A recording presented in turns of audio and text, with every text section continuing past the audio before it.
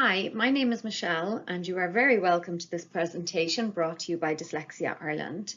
This presentation will deal with preparing and writing assignments, and my objective here is to give you the top tips that will help you to get that assignment or that essay across the line.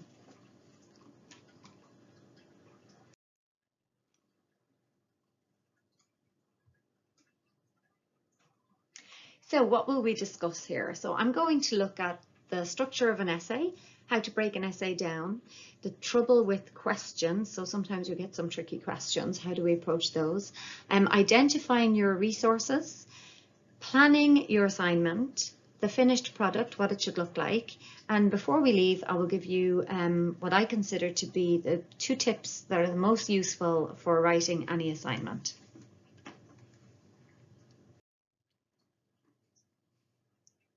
Okay, so let's get started. So an essay has 4 parts basically, and a good essay structure is what will make your essay stand out as being fluid and having a good flow to it, if you like.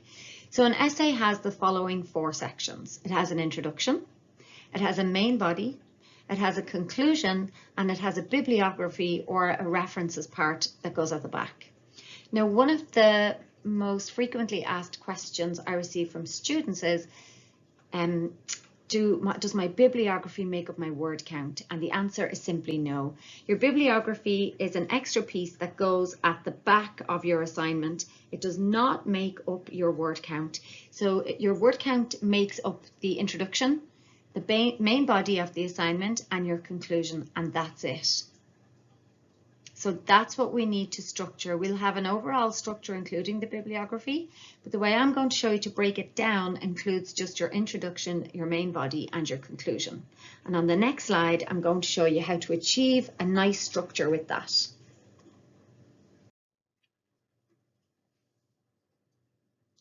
This is what I do. This is the system I use, and it's the system I share with students for getting an assignment that has a good structure. So what I do is I take the overall word count and I put aside 10% of that for the introduction and 10% of that word count for the conclusion. And then I use 20% of the remaining words for each paragraph. And I'm going to show you that in a further breakdown in the next slide. But before I do, I just want to give you a tip at this point. Remember to include at least 1 quote per paragraph to support your argument. So obviously you can use more than 1 reference to support an argument, but if you are starting off, or this is your first essay or one of your first essays or a new topic, you don't have to be overly ambitious because it can come across sometimes as that you haven't fully understood the topic. So what you might do is limit it to 1 quote per paragraph. So for an undergraduate essay in first year, 1 quote per paragraph is usually acceptable as long as your essay is well structured. The same for an essay at level 5 or level 6. If you're only beginning off in your program, until you get more used to doing this, just use 1 quote per paragraph. That lessens the stress as well as you go through this learning process, because learning to write in an academic fashion, it's a skill set and it takes time to develop that. So don't expect that you're going to write the perfect first essay in your first go. That's unlikely. It's more that you will over time become an expert at writing academic essays. Okay, let's go and talk about how we break this structure down even more using an example of a word count.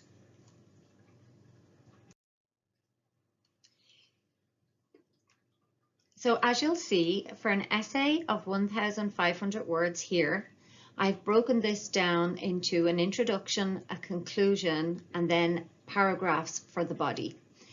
So I'm using here, my introduction is 10% of 1,500 words, gives me 150 words. And the same for the conclusion then. If I use 10% of 1,500 words, I have 150 words.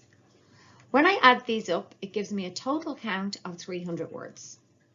So now I know I have 300 words that are going to be accounted for regardless of what else happens. So A lot of people think that they must begin their assignment by writing their introduction, but my advice would actually be to leave that until the end.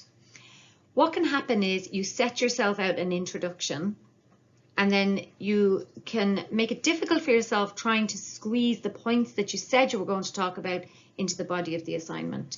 It's actually much more effective to plan out what you're going to talk about, get the body written, and then come back and fill in the introduction. Your conclusion then just sums up what you've already talked about. So you don't need to worry too much about those 300 words. You can park those and look at what you have remaining. So down here, we'll see that you have 1,200 words remaining because you've taken off the 300 from the 1,500. So you've got 1,200 words remaining, and we're going to break that down using a 20% rule. So 20% of 1,200 gives us 240 words. So we now know that we have 240 words available per paragraph. When we break that down further, we see that we will get 5 paragraphs for that 240 words. Because if you want to double check and take out your calculator, if you do 240 multiplied by 5, that'll give you €1,200.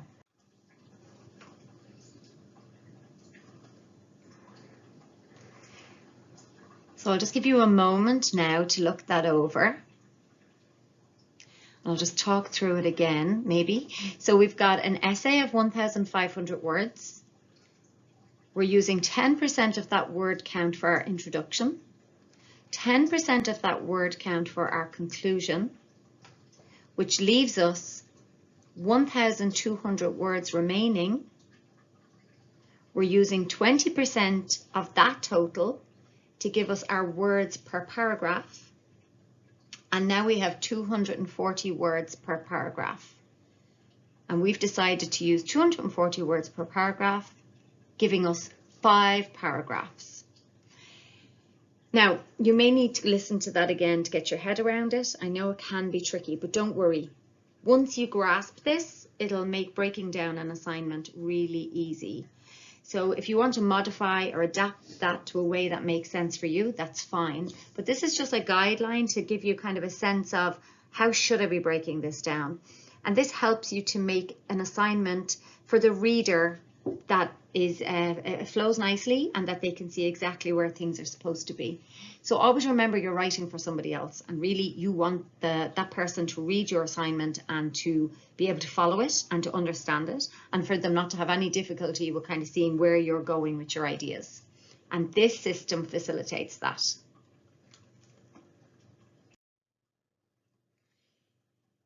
Now, once you've gone through the process of breaking your assignment down into paragraphs and words and how many paragraphs, etc., that you're going to have, you need to have a good look at the question.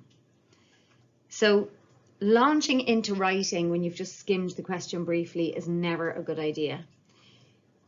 A lot of preparation needs to go in at this early stage. And I guess the preparation is the most important part, because once you get that right, the essay will nearly do itself. And I know that sounds flippant, and I know a lot of people struggle with getting words on paper, but I really believe that this part, good planning, means the writing will be much easier for you. So what I would do is I would read the question and I would use a highlighter to pick out the key words. So I would pick out the words that I understand, and I would also pick out the words that maybe I'm not so sure of.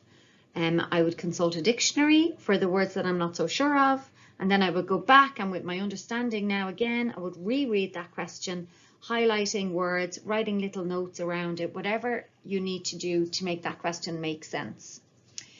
The thing that trips people up sometimes is that they take the overall topic, the overall heading, and they'll write about that, not realizing that maybe the question is asking you for an aspect of that.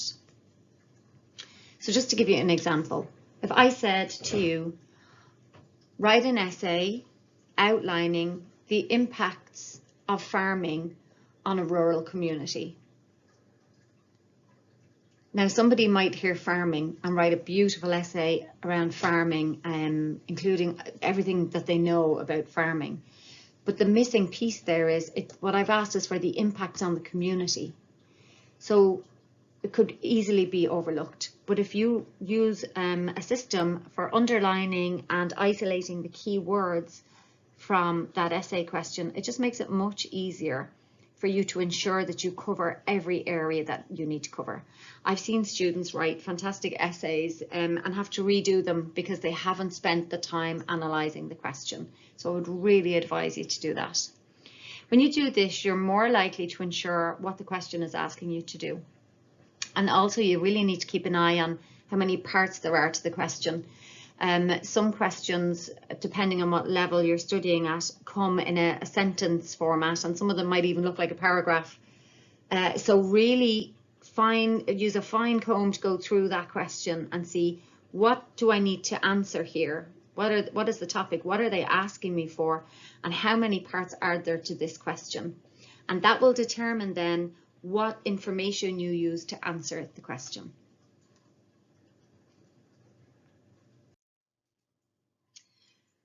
On answering the question then, I think a good thing to do is probably to sit back and think, well, what do I already know about this topic before you consult any academic resources?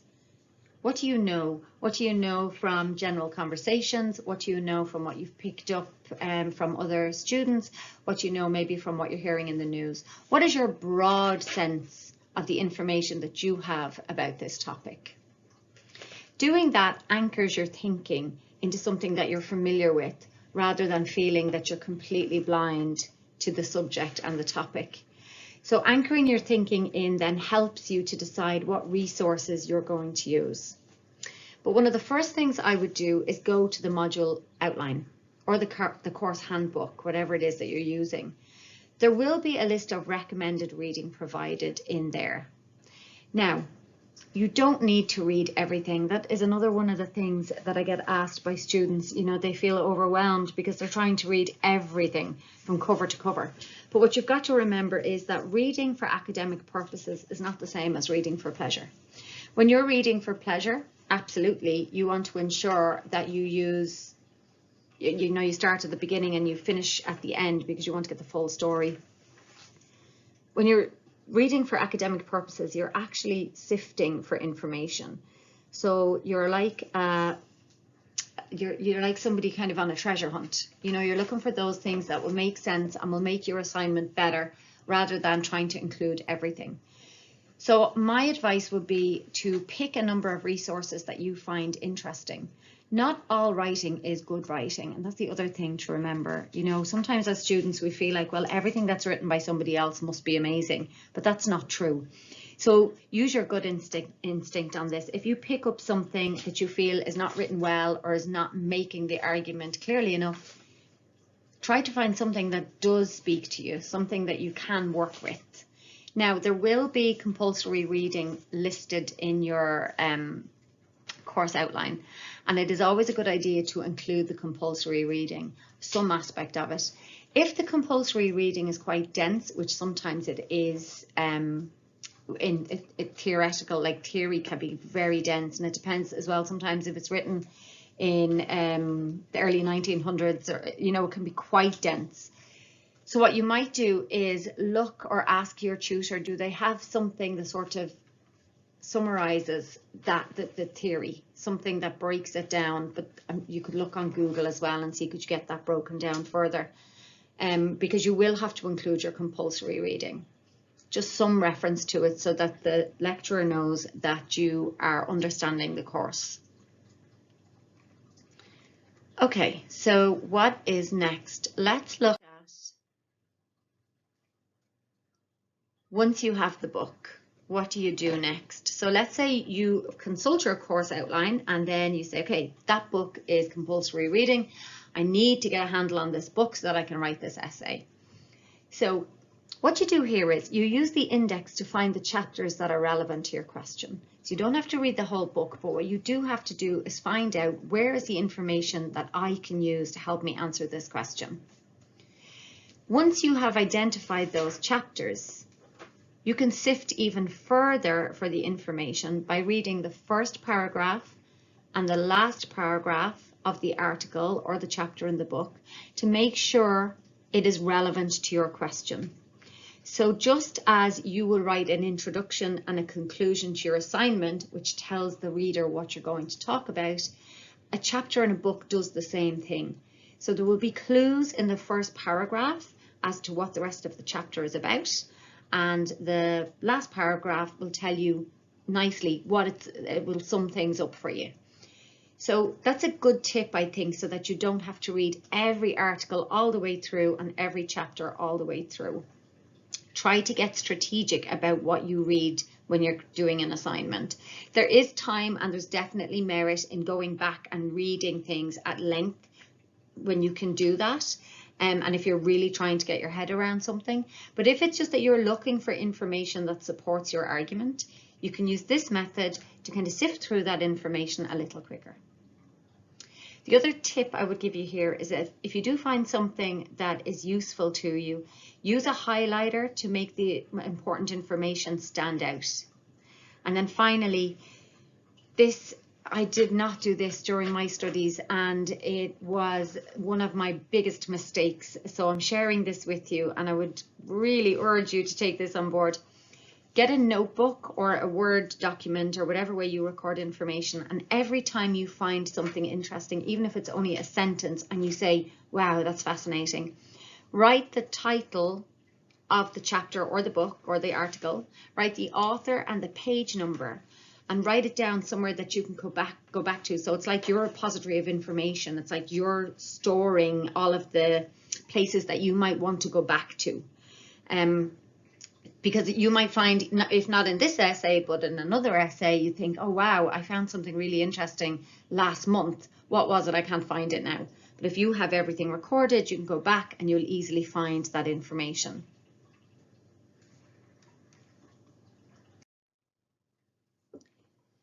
Okay, so now we've broken our essay down, we've found our resources, and now we're ready to start mapping out what we're going to talk about. Now for this piece, I find it useful to use mind maps, but mind maps don't work for everybody. But what you could do is just either lists or post-it notes or whatever way you structure the gathering of information. What you want to do is to write down the topic in the center. So you won't write the whole question, but you'll write, what am I talking about here? And then from that, if you know, because you've done out your structure, that you've got 5 paragraphs, you might use 5 clouds or 5 bubbles or 5 lists. And you want to begin to populate those lists with information that is relevant to the question. So keep doing that, helps you to refine things down even further. So once you've done that once, have a look and go, okay, these are the things I'm going to talk about. And then you might realize, actually, do you know what? I could leave that out, or I definitely need to include that, or I'm swapping that out for something else. But seeing it like that gives you a visual of what the assignment is going to contain. So it helps you to identify the pieces that you want to use and the pieces that maybe are not so necessary.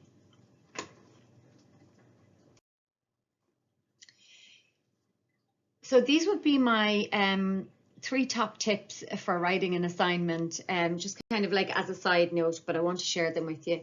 So sometimes there's a lot you want to say, and it can be difficult to know, and you really want to show your lecturer that you do know a lot of information about this topic, but you're not going to have the space to cover it in the word count.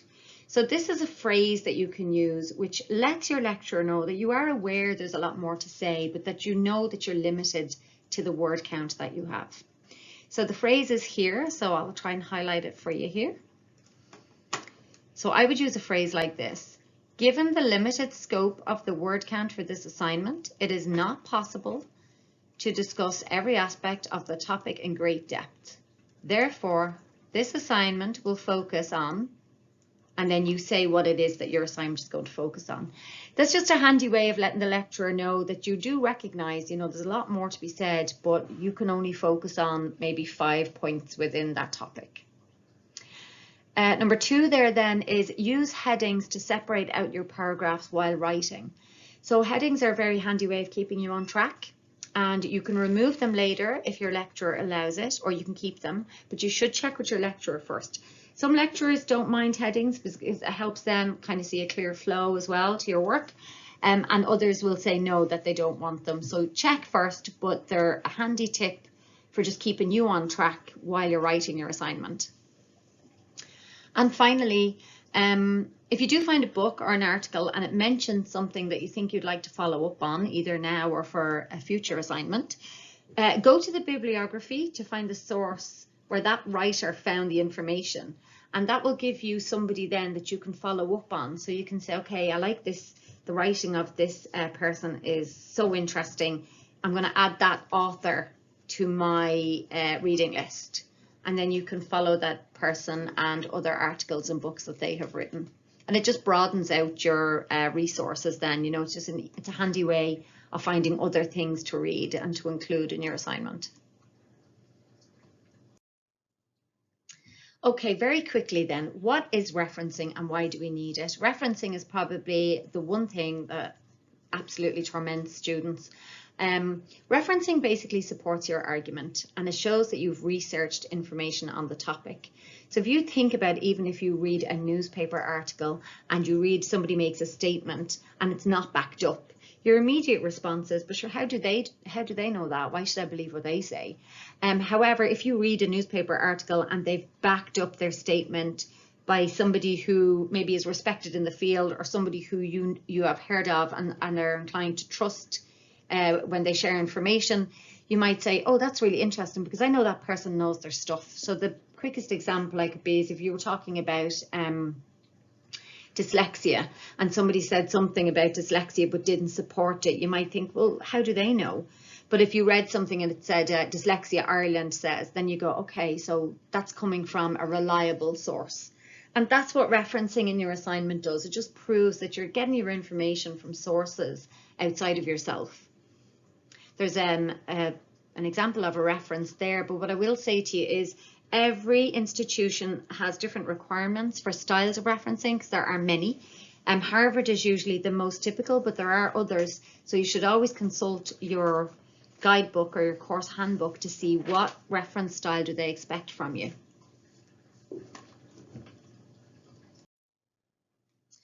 Now, the bibliography, as I said, makes up a separate piece at the back of your assignment. It is an integral part of the essay, though. Do not leave it out. You can lose marks for leaving out a bibliography, and you really should try and learn the system. It can be tricky, but you should really familiarize yourself with the system. So your bibliography is used in two ways. It's as a resource, so somebody else's bibliography is a resource for you when you're doing your research. And it's also evidence of the articles and books, etc., and the time that you have put into writing that assignment. So a good bibliography really shows, you know, that you've consulted a broad range of materials to support your argument. And at the end there, I just have an example of what a bibliography entry looks like.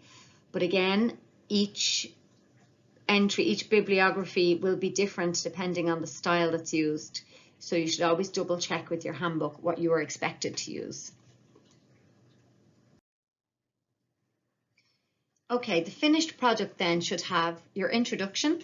So when you've written the body of the assignment, you go back to your introduction and you say, okay, what have I talked about here? And then you begin to write your introduction in that way so that your introduction always matches what's contained in the assignment. The biggest thing that trips people up is they'll say things in the introduction that they're going to examine, and then that doesn't happen in the assignment. And that's the easiest way to lose marks. So the main body then, referring back to your mind map, make sure you have 1 point per paragraph that you're expanding on. Make sure you're including 1 reference per paragraph and consistently referring back to the question to make sure you don't stray from the point. The conclusion then just reminds the reader of what has already been discussed. So you're literally summing up saying, in this assignment we have looked at, and then you list out the different things that you have discussed. Don't introduce new information here. Don't introduce a theory here. Don't put a reference in the conclusion. The conclusion is just a summary. You can also lose marks for introducing new information into your conclusion. And then your bibliography. Just ensure that you have a bibliography that is representative of every resource that you have referenced in the body of the assignment. Okay, because that can be spotted very easily. At a glance, a lecturer is able to know who you've left out. Because don't forget, they're usually familiar with this stuff, so at a glance they can see that. Okay, now moving on, we're almost done. So your checklist basically should be that you are prioritizing your assignments in accordance to dates. So making sure that you're doing them in the order that they are due so that you've got plenty of time to complete each one. Remember to include a cover sheet if you're asked for one, and then proofread by either reading aloud yourself or by having a friend or a family member proofread the assignment if you can. Don't hand anything in until it's proofread, because it's never, when you write it first, it always needs at least another draft. So the first thing that you write is only a draft. It needs to be proofread and checked over by somebody or by yourself. Reading aloud can help you to kind of pick up on things that you realize that maybe you have missed. So my top tips before we go. So my top tips for you are to use Grammarly. There's a free version of Grammarly which is completely enough. It does the job enough for writing assignments. There is a paid version, but I wouldn't worry about that. I would use Grammarly. You can download it onto your PC or your laptop.